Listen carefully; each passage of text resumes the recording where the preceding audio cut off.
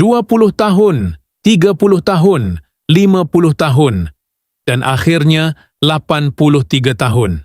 Suasana hening itu seolah-olah menjadi sebahagian daripada dirinya, seperti selimut yang menutup segala rahsia, segala keluhan, dan segala kebenaran yang tidak pernah diucapkan.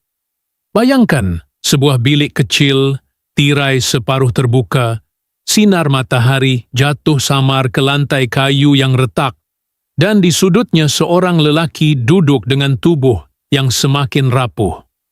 Nafasnya berat, setiap tarikan dada seperti bergelut dengan massa, tetapi di sebalik kepayahan itu ada cahaya mata yang masih menyimpan sesuatu yang belum pernah dilepaskan ke dunia luar. Pertanyaan menggantung di udara. Mengapa beliau memilih diam begitu lama? Apa yang membuatkan suara itu terpendam, terkubur dalam tubuh renta yang semakin dimamah usia? Dialah sosok yang pernah mengisi layar perak dengan wajah tegas, langkah mantap, dan suara garau yang mampu memaku perhatian penonton. Generasi demi generasi mengenalnya sebagai watak ayah, tok penghulu, atau lelaki kampung yang penuh wibawa. Namun di balik lakonan itu, kehidupan pribadi beliau lebih sunyi daripada yang pernah kita bayangkan. Selama 8 dekad lebih, beliau biarkan dunia hanya mengenal satu sisi dirinya. Seorang pelakon, seorang pekerja seni yang tekun. Tetapi malam-malam panjang, selepas lampu kamera padam, tubuh itu kerap bergetar menahan batuk, sendi-sendi menjerit kesakitan, dan hatinya memendam beban yang tidak pernah dibicarakan. Kini, setelah tubuhnya ditandai penyakit demi penyakit, selepas langkahnya semakin perlahan, dan selepas suara semakin tenggelam dalam kepayahan, barulah keheningan itu mula pecah. Bukan dengan letupan, bukan dengan kemarahan, tetapi dengan getar suara tua yang lembut, penuh pasrah, namun tetap gagah. Kata-katanya, meski tertatih, bagaikan air yang mengalir dari hulu, bening, jujur, dan tidak lagi mahu disekat. Ia adalah suara yang dinanti, suara yang dirindui, suara yang menyingkap kisah panjang seorang insan seni yang telah memberikan segalanya kepada layar dan pentas. Dalam pengakuan senyap yang akhirnya terluah, kita dapat merasakan betapa berat perjalanan hidupnya. Setiap peranan yang dimainkan bukan sekadar lakonan, tetapi cerminan kehidupan yang beliau sendiri jalani. Wajah keras yang sering kita lihat di skrin adalah wajah yang pernah mengharungi derita, kehilangan, dan sakit yang tak terhitung. Dan sekarang, tatkala tubuhnya dilingkari penyakit, barulah kita sadar bahwa di sebalik gelaran pelakon legenda, beliau juga hanyalah seorang manusia yang rapuh, yang selama ini memilih untuk menutup luka dengan senyum dan diam. Keberaniannya untuk akhirnya bersuara di usia 83 tahun ini adalah satu bentuk kemenangan yang jauh lebih besar daripada sebarang anugerah. Ia bukan sekadar tentang menceritakan penderitaan tubuh, tetapi tentang menghargai setiap denyut nadi, setiap helaan nafas yang masih tersisa. Ia adalah seruan kepada kita semua, bahwa seni bukanlah sekadar hiburan, tetapi pengorbanan, dan beliau adalah simbol pengorbanan itu. Tubuhnya mungkin lemah, suaranya mungkin serak, tetapi wibawanya tetap tegak. Setiap kata yang keluar terasa seperti doa, seperti wasiat yang dititipkan kepada generasi baru. Beliau tidak lagi berdiri di hadapan kamera dengan baju watak, tetapi duduk dalam diam dengan tubuh tua, menyampaikan kebenaran yang lebih besar daripada lakonan manapun. Kebenaran tentang hidup, tentang kesunyian, tentang keberanian menghadapi sakit dan usia. Dan pada detik inilah, dunia akhirnya mendengar suara yang lama terpendam. Suara seorang seniman agung yang memilih diam sepanjang hayatnya, kini melantun bagai gema di ruang yang pernah sunyi. Pertanyaan pun muncul kembali. Mengapa sekarang? Mengapa setelah sekian lama? Mungkin kerana tubuh sudah tidak lagi mampu menyimpan, atau mungkin kerana beliau tahu bahwa kebenaran ini tidak boleh dibawa pergi begitu saja. Di antara setiap kata, ada getaran emosinya, ada titisan air mata yang tidak kelihatan, Ada kekuatan yang hanya lahir dari jiwa yang pernah melalui badai besar. Beliau berdiri, meski dengan tubuh yang semakin goyah, sebagai lambang ketabahan seorang insan seni. Seorang legenda yang kini, setelah 83 tahun, akhirnya membiarkan dunia benar-benar mengenalnya. Lampu-lampu studio berkelip terang, kreo sibuk berlari ke sana-sini, dan sutradara berdiri dengan megafon di tangan. Di tengah-tengah hiruk-pikuk itu, hadir seorang lelaki muda berwajah sederhana, tetapi penuh karisma. Dialah yang kemudian menjadi nadi setiap produksi. Seorang pelakon yang wajahnya dikenali bukan sahaja di pawagam, tetapi juga di kaca televisyen seluruh pelosok desa dan bandar. Saat itu, era filem Melayu sedang berdenyut kencang. Layar perak menjadi jendela impian, dan masyarakat haus akan kisah-kisah yang menggugah jiwa. Beliau muncul bukan dengan ledakan populariti sekelip mata, tetapi melalui langkah yang penuh kesabaran. Dari watak kecil di tepi jalan, menjadi kuliset yang hanya lalu di belakang kamera, hinggalah diberi peluang menyuarakan 1-2 dialog. Namun, setiap kali wajahnya muncul di skrin, ada sesuatu yang membuat penonton terpaku. Bukan kerana paras rupa semata, tetapi kerana tatapan matanya menyimpan cerita. Cerita yang membuatkan watak yang dimainkan seolah-olah hidup di depan mata. Pada tahun-tahun 70-an dan 80-an, ketika masyarakat Melayu sedang bergelut dengan perubahan sosial, urbanisasi, dan peralihan budaya, beliau berdiri sebagai wajah yang dekat di hati penonton. Filem-filmnya tidak hanya hiburan, ia menjadi cerminan zaman. Saat negara sedang membangun, ketika televisyen hitam putih berganti warna, ketika kampung mulai berubah menjadi pekan, lakonan beliau menjadi saksi bisu kepada segala transformasi itu. Di lokasi penggambaran, suasana penuh semangat. Para pelakon muda memanggilnya Abang atau Pak Cik, meminta nasihat tentang cara menghafal skrip atau menghayati watak. Kru teknikal menghormatinya kerana kesungguhannya yang tidak mengenal penat. Tidak kira hujan lebat atau panas terik, beliau tetap hadir di set dengan senyum yang tidak lekang dari wajah. Kadang-kadang, selepas penggambaran, beliau duduk bersama para pekerja, minum teh tarik di warung berhampiran, mendengar kisah hidup mereka, dan tertawa seperti seorang sahabat lama. Puncak kariernya bukan sekadar pada jumlah filem atau drama yang dilakonkan, tetapi pada bagaimana beliau menjadikan setiap watak sebagai lambang. Bila beliau menjadi seorang ayah, penonton merasakan kasih sayang yang tulus. Bila beliau menjadi seorang penghulu, penonton melihat kebijaksanaan yang lahir dari pengalaman. Bila beliau menjadi seorang lelaki yang kecewa, penonton turut merasai kepedihan itu. Setiap lakonan adalah sebuah doa yang terucap tanpa kata-kata. Dalam sebuah filem klasik yang masih diingati hingga kini, adegan beliau berdiri di sawah, menatap matahari terbenam dengan wajah penuh kerinduan, menjadi salah satu momen yang membuat generasi pada masa itu terdiam. Ia bukan sekadar adegan, tetapi refleksi jiwa Melayu, tentang tanah, tentang keluarga, tentang cinta yang sederhana tetapi mendalam. Adegan itu menjadi perbualan di kedai kopi, di sekolah, malah di radio yang memutarkan ulasan filem. Namanya meniti di bibir masyarakat, bukan sahaja kerana ketokohan lakonan, tetapi kerana ia memberi makna dalam kehidupan seharian. Di balik gemerlap populariti, dunia hiburan ketika itu juga penuh cabaran. Politik negara bergejolak, masyarakat dilanda keresahan ekonomi, dan seni sering dipandang sebelah mata sebagai hiburan semata. Namun, beliau tetap teguh. Beliau percaya bahawa seni adalah nadi bangsa, cerminan jiwa masyarakat. Setiap watak yang dimainkan adalah caranya mengajar, menasihati, dan menyentuh hati tanpa perlu berkhutbah. Itulah sebabnya beliau bertahan, dan itulah sebabnya penonton percaya kepadanya. Bagi rakan-rakan seangkatan, beliau adalah lambang ketekunan.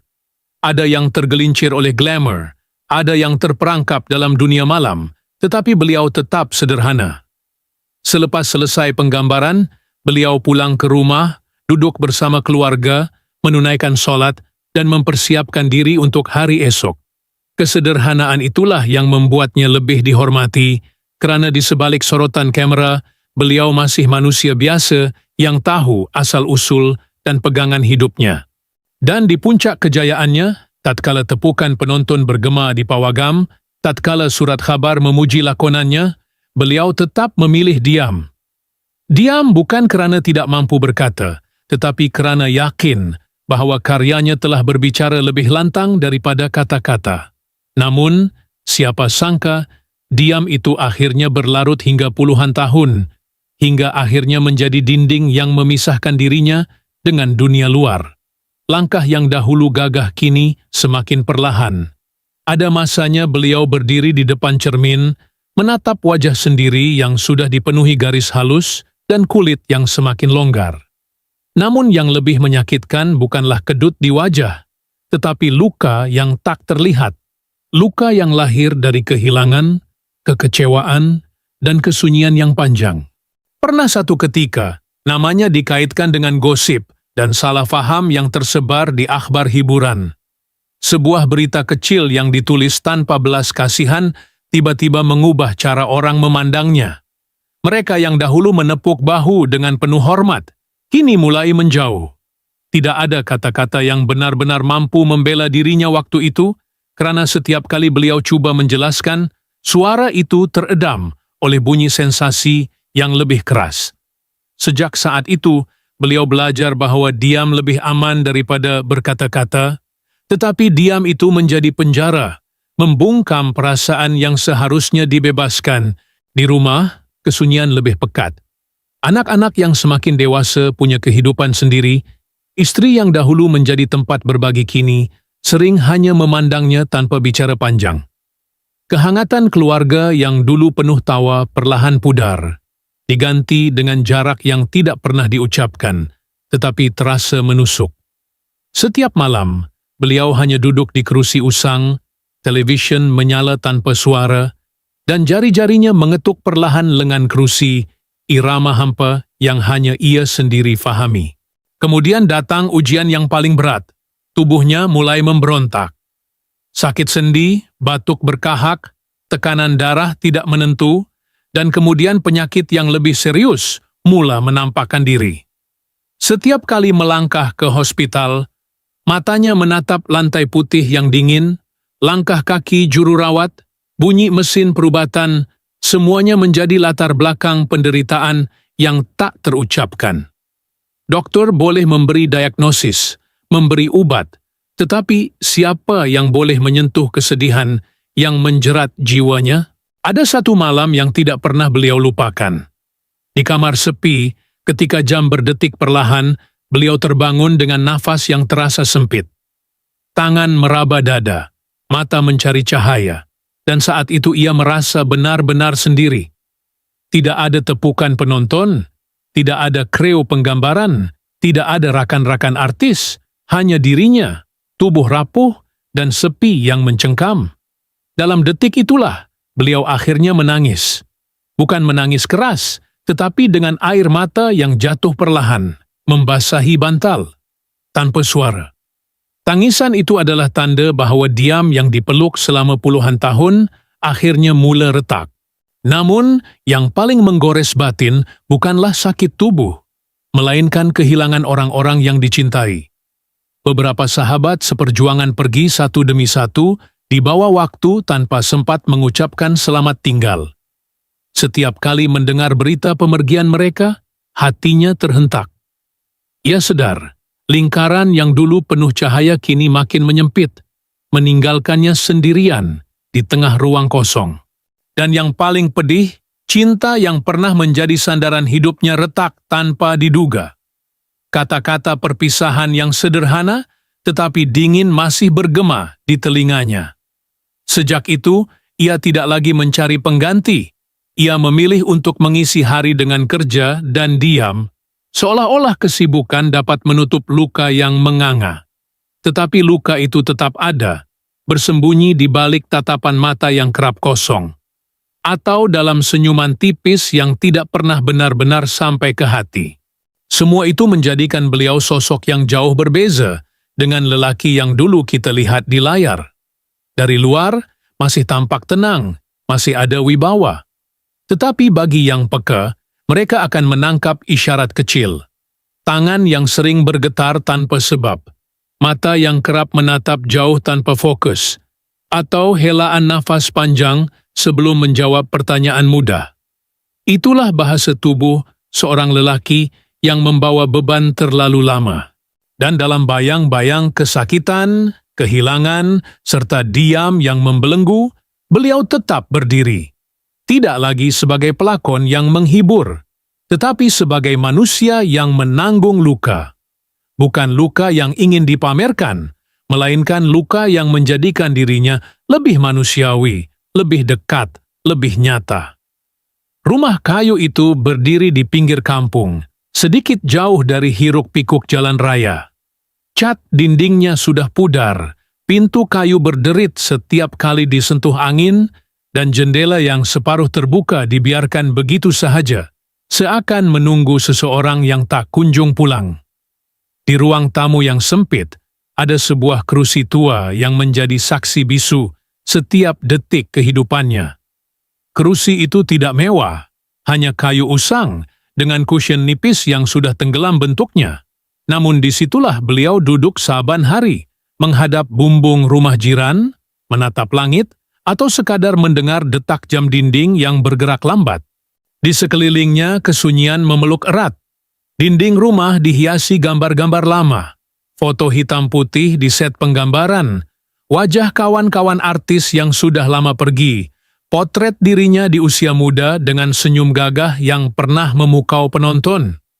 Kini foto-foto itu berdebu, warnanya pudar, dan hanya mata tua beliau yang masih sanggup menatapnya dengan penuh rindu.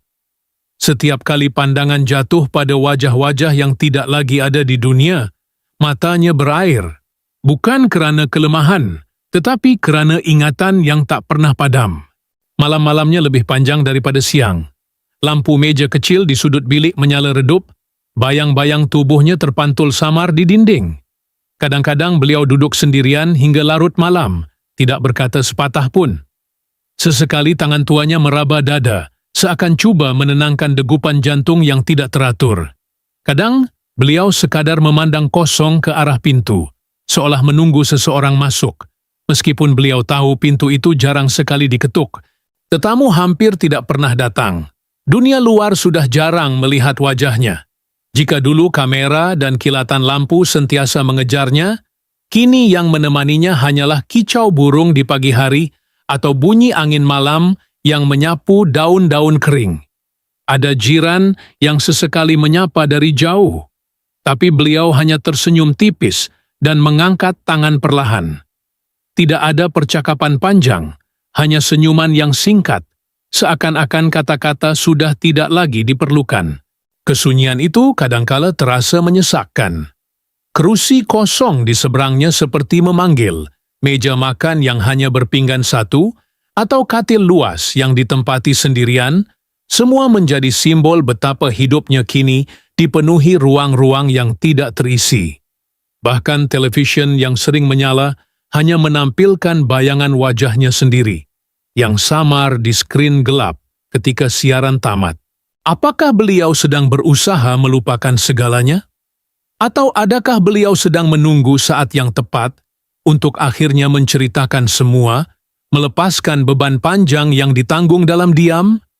Pertanyaan itu terus bergema, bukan hanya di benak penonton yang merindukannya, tetapi juga dalam dirinya sendiri. Diamnya adalah dinding, tetapi juga pintu. Dinding yang menutup luka, dan pintu yang suatu hari nanti mungkin akan dibuka untuk menyingkap kebenaran. Senyum tipisnya menyimpan rahasia, tatapan matanya menyimpan cerita. Setiap detik kesunyian seakan berbisik, masih ada sesuatu yang belum dikatakan, sesuatu yang tertinggal di antara helaan nafas tuanya. Dan mungkin hanya beliau yang tahu bila waktunya tiba untuk membiarkan dunia mendengar kembali suara yang telah hilang terlalu lama. Dan kini, setelah perjalanan panjang yang penuh cahaya, luka, dan kesunyian, kita berdiri di ambang satu pertanyaan besar. Suara yang akhirnya terucap di usia 83 tahun itu memang mengguncang, membawa kita menelusuri jalan hidup yang tidak pernah kita bayangkan. Tetapi, benarkah semua sudah diceritakan? Atau mungkin hanya sebahagian kecil dari lautan rahasia yang selama ini disembunyikan di balik tatapan mata yang dalam? Bayangan tubuhnya yang duduk di kerusi tua, lampu redup yang menyinari wajahnya, dan gambar lama yang masih tergantung di dinding, semua itu seperti masih menyimpan isyarat. Isyarat bahwa ada lapisan cerita lain yang tidak terucap. Ada kepingan memori yang tidak sempat dibuka.